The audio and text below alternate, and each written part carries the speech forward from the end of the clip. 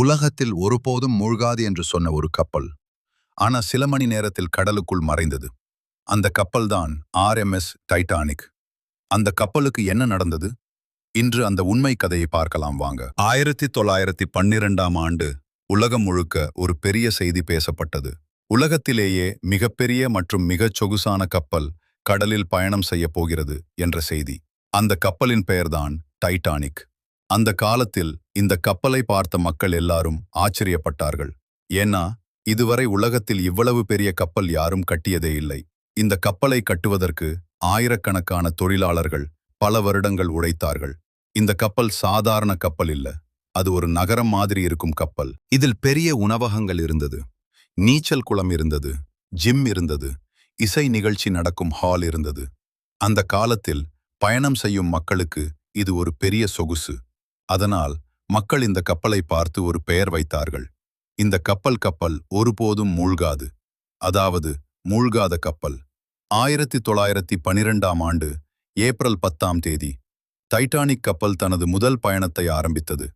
இந்த கப்பல் இங்கிலாந்தில் இருக்கும் சவுத் ஹாம்டன் நகரத்திலிருந்து அமெரிக்காவில் இருக்கும் நியூயார்க் நகரத்திற்கு செல்ல இருந்தது. இந்த கப்பலில் மொத்தம் சுமார் 2200 பேர் இருந்தார்கள். அதில் பணக்காரர்கள் இருந்தார்கள், சாதாரண மக்கள் இருந்தார்கள், வேலைக்காரர்கள் இருந்தார்கள், குழந்தைகளும் இருந்தார்கள். இந்த கப்பலில் 3 வகை பயணம் இருந்தது. ஃபர்ஸ்ட் கிளாஸ் மிகவும் சொகுசான பயணம், அதில் உலகத்தில் மிகவும் பணக்காரர்கள் பயணம் செய்தார்கள். செகண்ட் கிளாஸ் நடுத்தர வசதி. தேர்ட் கிளாஸ் புதிய வாழ்க்கைக்காக அமெரிக்கா செல்லும் ஏழை மக்கள். அவர்களுக்கு இது ஒரு கனவு பயணம். கப்பல் கடலில் மெதுவாக பயணம் செய்ய ஆரம்பித்தது.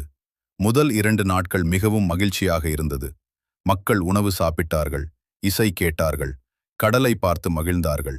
யாருக்கும் தெரியவில்லை இன்னும் சில மணி நேரங்களில் இந்த மகிழ்ச்சி ஒரு பெரிய விபத்தாக மாறப்போகிறது என்று. 1912ஆம் ஆண்டு ஏப்ரல் 14ஆம் தேதி இரவு கடல் மிகவும் அமைதியாக இருந்தது. வானம் தெளிவாக இருந்தது. நட்சத்திரங்கள் எல்லாம் பிரகாசமாக இருந்தன. டைட்டானிக் கப்பல் அந்த இரவு மிகவும் வேகமாக கடலில் சென்று கொண்டிருந்தது. அந்த நேரத்தில் கப்பலில் இருந்த பெரும்பாலான மக்கள் தூங்கிக் கொண்டிருந்தார்கள். சிலர் மட்டும் இசை கேட்டு மகிழ்ந்து கொண்டிருந்தார்கள். அதே நேரத்தில் கப்பலின் மேல் பகுதியில் இருந்த 2 காவலர்கள் கடலை கவனித்து பார்த்து கொண்டிருந்தார்கள். அவர்கள் வேலை என்ன தெரியுமா? கப்பலுக்கு முன்னால் ஏதாவது ஆபத்து இருக்கிறதா என்று பார்த்து சொல்ல வேண்டும். அந்த இரவு மிகவும் குளிராக இருந்தது. கடலில் பனி நிறைய இருந்தது. சில நிமிடங்கள் கழித்து அந்த காவலர்களில் ஒருவருக்கு கடலில் ஒரு பெரிய கருப்பு நிழல் தெரிந்தது. அது என்ன என்று நன்றாக பார்த்தபோது அவர்களுக்கு அதிர்ச்சி ஏற்பட்டது. அது ஒரு பெரிய பனிமலை. அந்த பனிமலை டைட்டானிக் கப்பலுக்கு நேராக முன்பாக இருந்தது. உடனே அவர்கள் எச்சரிக்கை மணி அடித்தார்கள். அதே நேரத்தில் கப்பல் ஓட்டும் அதிகாரிகளுக்கு தகவல் கொடுத்தார்கள். அவர்கள் உடனே கப்பலை திருப்ப முயற்சி செய்தார்கள். ஆனால் அந்த கப்பல் மிகவும் பெரியது. அதனால் அதை உடனே திருப்ப முடியவில்லை. சில வினாடிகளில் டைட்டானிக் கப்பல் அந்த பெரிய பனிமலையை மோதியது.